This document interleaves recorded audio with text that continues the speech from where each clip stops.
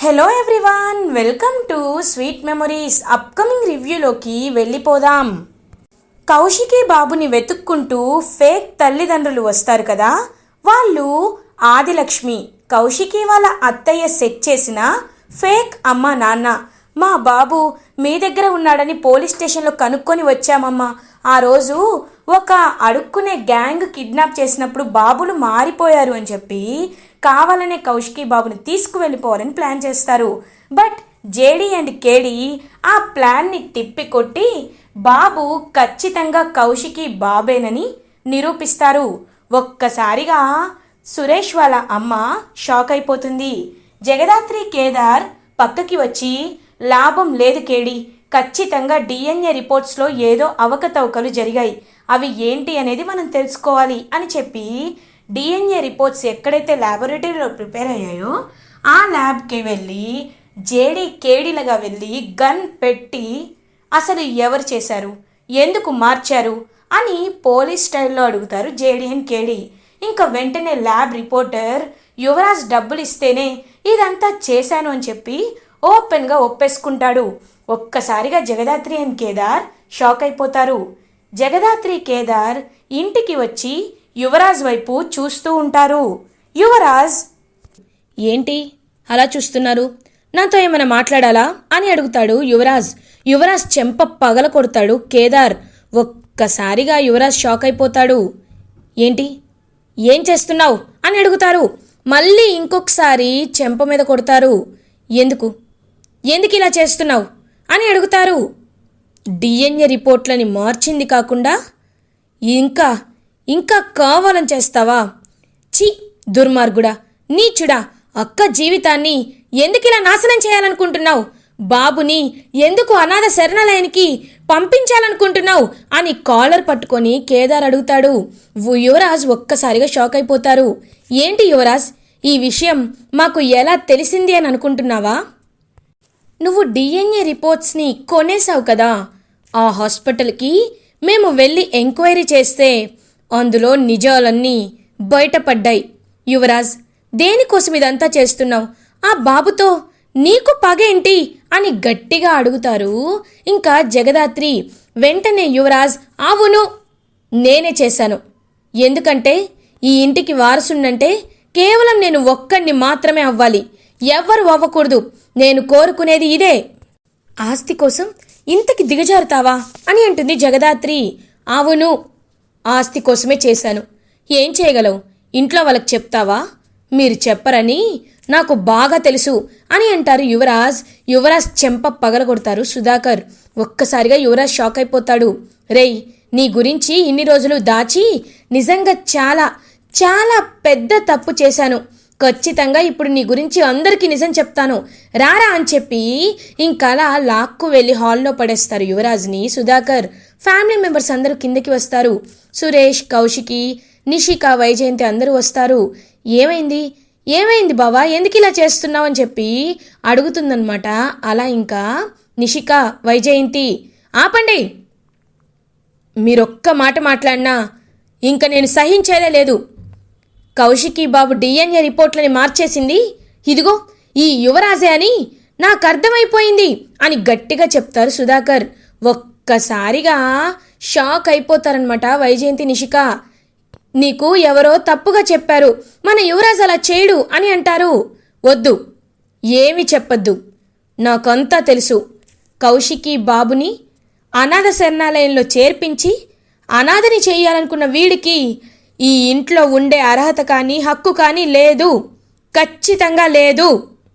రేయ్ పోరా, ఇకపై నువ్వు వజ్రపాటి వారసుడివే కాదు, వజ్రపాటి ఇంటికి నీకు ఎలాంటి సంబంధం లేదు, పో బయటికి అని చెప్పి యువరాజ్ని గట్టిగా గెంటేస్తాడనమాట సుధాకర్. మావయ్య గారు, ఒకసారి మేము చెప్పేది వినండి అని అంటుంది జగదాత్రి. వద్దమ్మా, వీడు తప్పులు చేయడం, దాన్ని మీరు సమర్థించడం, కవర్ చేసుకోవడం, పోనీలే పాపం కదా అని వదిలేయడం, మళ్ళీ అదే తప్పు చేయడం, ఇలాంటివన్నీ నేను సహించలేకపోతున్నాను, భరించలేకపోతున్నాను. నా కొడుకు చేసిన తప్పుకి నేనైనా పాప ప్రక్షాళన చేసుకోవాలి. వీడి ఇంట్లో ఉంటే కౌశికికి, బాబుకి ఇంకా ప్రమాదం జరుగుతూనే ఉంటుంది. కాబట్టి వీడి ఇంట్లో ఉండకూడదు, పోరా బయటికి అని చెప్పి యువరాజ్ని గట్టిగా గెంటేస్తారనమాట సుధాకర్. ఇంకా యువరాజ్ కోపంతో రగిలిపోతూ ఉంటాడు. అబ్బోడా అబ్బోడా అని ఏడుస్తూ ఉంటుంది వైజయంతి. ఏయ్ వైజయంతి, ఒకవేళ నీకు కొడుకుపై కన్న తీపి ఎక్కువైపోతే నువ్వు వాడితో పాటు వెళ్ళిపో. ఈ ఇంట్లో ఉండాలి, ఈ ఇల్లు కావాలి అనుకున్న వాళ్ళు ఇంట్లో ఉండండి, వద్దనుకున్న వాళ్ళు బయటికి పొండి అని అంటారు సుధాకర్. ఇంకలా వైజయంతి ఏమీ అనలేక సైలెంట్గా ఉండిపోతుంది. నిషిక కూడా ఆగిపోతుంది. యువరాజ్ మాత్రం చాలా కోపంగా అక్కడి నుండి బయటికి వెళ్ళిపోతాడు. కౌశికి పాపం బాధపడుతూ ఉంటుంది. సురేష్ ఇంకా అలా చూస్తూ ఉంటారు. అమ్మ కౌశికి, నా కొడుకు తరపున నేను నిన్ను క్షమాపణ అడుగుతున్నానమ్మా. వాడు ఎందుకు ఇలా చేస్తున్నాడో నిజంగా నాకు అర్థం కావట్లేదు. వాడికి ఇంత ఆస్తిపై ఆశ మక్కువ రావడానికి పెంపకమే కారణం అని వైజయంతి వైపు గట్టిగా చూస్తూ, ఇంకొకసారి ఇలాంటి పని కాదు, మా వల్ల నీకు ఎలాంటి నష్టం జరగదమ్మా అని చెప్పి పాపం సుధాకర్ చెప్తూ ఉంటారు.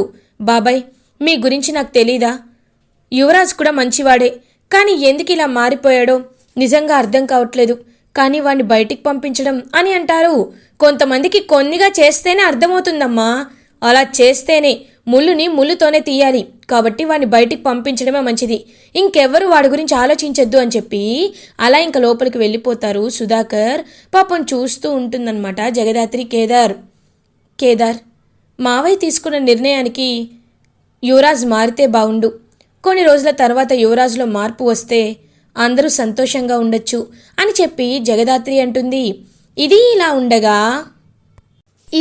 ఉండగా మీనన్ దగ్గరికి యువరాజ్ వెళ్తాడు. యువరాజ్ చాలా బాధగా ఏడుస్తూ ఉంటాడు. మీనన్, ఏమైంది ప్రిన్స్? ఎప్పుడు హ్యాపీగా ఉండేవాడివి, ఇప్పుడేంటి ఇలా ఉన్నావు అని అడుగుతారు. నన్ను ఇంట్లో నుంచి గెంటేశారు మీనన్, గెంటేశారు. ఇప్పుడు నాకు ఏం చెయ్యాలో అర్థం కావట్లేదు. ఏంటి, నిన్ను ఇంట్లో నుండి గెంటేశారా అని అడుగుతారు మీనన్. అవును బాయ్, కనీసం చిన్నప్పటి నుండి ఆ ఇంట్లోనే పుట్టి పెరిగాను. వాళ్ళకి వారసులను కూడా గుర్తు లేకుండా నిన్న మొన్నొచ్చిన జగదాత్రి కేదార్ మాటల్ని నమ్మి నన్ను గెంటేశారు అని డ్రింక్ చేస్తూ మాట్లాడుతూ ఉంటాడు యువరాజ్. చూడు ప్రిన్స్, ఒక ఫ్రెండ్గా నీకొక ఐడియా ఇస్తాను, విను. వాళ్ళు నీ గురించి పట్టించుకోనప్పుడు నువ్వు మాత్రం వాళ్ళు సంతోషంగా ఉండాలని ఎలా అనుకుంటావు? వాళ్ళు ఖచ్చితంగా అందరూ కలిసి బయటికి వెళ్ళడమో గ్యాదర్ అయ్యే ఇన్ఫర్మేషన్ ఉంటుంది కదా, ఆ రోజు వాళ్ళని బాంబు పెట్టి చంపేద్దాం. మా ఇన్ఫార్మర్ ఇప్పుడే ఒక న్యూస్ అందించాడు. రేపు నీ ఫ్యామిలీ అంతా కలిసి గుడికి బయలుదేరుతున్నారంట. 3 కార్లలో బయలుదేరుతారు. కార్లో బాంబు పెట్టామనుకో అందరూ చనిపోతారు. అప్పుడు ఇంటికి వారసుడివి నువ్వే అవుతావు, ఆస్తికి వారసుడివి కూడా నువ్వే అవుతావు అని చెప్తారు మీనన్. బాయ్, మా అమ్మ నిషి అని అంటాడు మీనన్. వాళ్ళని సపరేట్ కార్లో రమ్మని వాళ్ళకి చెప్పు, అర్థమైందా? మీ అమ్మ, నీ భార్య మాత్రం సేఫ్గా ఉంటారు, మిగతా వాళ్ళందరూ పైకి పోతారు అని అంటాడు మీనన్. థ్యాంక్ యూ బాయ్, ఇలా చేస్తేనే నేను, నిషి, అమ్మ సంతోషంగా ఉంటాం బాయ్, సంతోషంగా ఉంటాం అని చెప్పి ఇంకా డ్రింక్ చేసి బాగా ఐడియా వేసుకుంటాడనమాట యువరాజ్. ఇంకా యువరాజ్ వైపు చూస్తూ ఉంటాడు మీనన్. ఇది ఇలా ఉండగా మార్నింగ్ అవుతుంది. కౌశికి వాళ్ళ అత్తయ్య కౌశికి దగ్గరికి వచ్చి, నన్ను క్షమించు కౌశికి, నాకు మనసులో అనిపిస్తూనే ఉంది వీడు నా బాబు, నా వారసుడు, నా మనవడు అని. కానీ నేను కూడా ఆ డిఎన్ఏ రిపోర్ట్స్ని చూసి నమ్మాలనిపించింది. నిజంగా డిఎన్ఏ రిపోర్ట్స్లో పాజిటివ్ వస్తే వీడిని గుడికి తీసుకువెళ్ళి తులాభారం బెల్లం సమర్పిస్తానని దేవుడికి మొక్కుకున్నాను. కాబట్టి అందరం గుడికి వెళ్ళాలి కదా అని చెప్పి కౌశికి వాళ్ళ అత్తయ్య అంటారు. జగదాత్రి కేదార్ చాలా హ్యాపీగా ఫీల్ అవుతారు. పిన్నిగారిలో వచ్చిన మార్పు చూస్తుంటే చాలా సంతోషంగా ఉంది కేదార్ అని ఫ్యామిలీ మెంబర్స్ అందరూ హ్యాపీగా ఉండి ఇంకా గుడికి బయలుదేరదామని రెడీ అవుతూ ఉంటారు. అప్పుడే కరెక్ట్గా 3 కార్స్లో బయలుదేరుతూ ఉంటారు గుడికి జగదాత్రి ఫ్యామిలీ. ఒక కార్లో కౌశికి వాళ్ళ ఫ్యామిలీ, ఇంకొక కార్లో సుధాకర్, జగదాత్రి, కేదార్, 3rd కార్లో వైజయంతి అండ్ నిషిక. అలా ఇంకా 3 కార్స్లో బయలుదేరుతూ ఉంటారు. రెడ్ కార్లోనే వస్తున్నారు కదా అని ఫోన్ చేసి అడుగుతాడనమాట యువరాజ్. అవును యువరాజ్, మేము థర్డ్ కార్ అయిన రెడ్ కార్లోనే వస్తున్నామని చెప్పి నిషిక చెప్తుంది.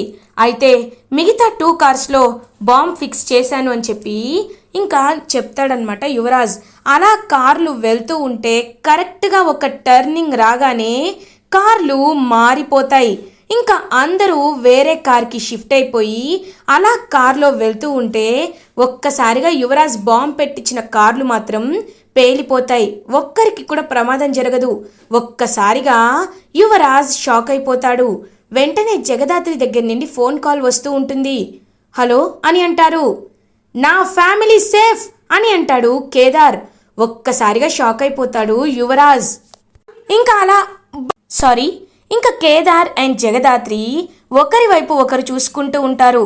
ఫ్లాష్ బ్యాక్లో జగదాత్రి వాళ్ళు ఎప్పుడైతే గుడికి బయలుదేరుతున్నారో రమ్య తనకి కాల్ చేస్తుంది. మేడం, మాకు ఒక ఇన్ఫర్మేషన్ వచ్చింది. మీ ఇంట్లో గుడికి బయలుదేరుతున్నారు కదా, సో కార్లో బాంబ్ ఫిక్స్ చేశారని ఇన్ఫర్మేషన్ వచ్చింది మేడం అని చెప్పి రమ్య ఇన్ఫర్మేషన్ ఇస్తుంది. ఇంకా వెంటనే జగదాత్రి కేదార్ తన ఫ్యామిలీని కాపాడుకోవడానికి మధ్య దారిలో కార్ రిపేర్ వచ్చింది అని చెప్పి వేరే కార్లో ఫ్యామిలీ మెంబర్స్ అందరూ షిఫ్ట్ అయిపోయేలా చేస్తారు. ఇంకా జగదాత్రి యువరాజ్ ఇంత భయంకరంగా మారిపోతాడు అనుకోలేదు. ఖచ్చితంగా ఇది వేరే ఎవరో ఇచ్చిన ఐడియా అని చెప్పి జగదాత్రి కేదార్ మాట్లాడుకుంటూ అక్కడి నుండి వెళ్ళిపోతారు. యువరాజ్ మాత్రం ప్లాన్ ఫ్లాప్ అయిపోయింది, షిట్ అని చెప్పి అక్కడి నుండి వెళ్ళిపోతారు. జగదాత్రి ఫ్యామిలీ గుడికి రీచ్ అవుతారు. ఫ్యామిలీ మెంబర్స్ అందరూ కౌశికి బాబుకి తులాభారం వేస్తూ బెల్లాన్ని సమర్పిస్తూ టెంపుల్లో హ్యాపీగా టైంని స్పెండ్ చేస్తూ ఉంటారు కౌశికి ఫ్యామిలీ. ఇలా ఎపిసోడ్ ఎండ్ అవుతుంది. ఫర్దర్ ఎపిసోడ్ రివ్యూస్ ముందుగా మీకు కావాలి అనుకుంటే మా ఛానల్ని సబ్స్క్రైబ్ చేసుకోండి. Thanks for watching.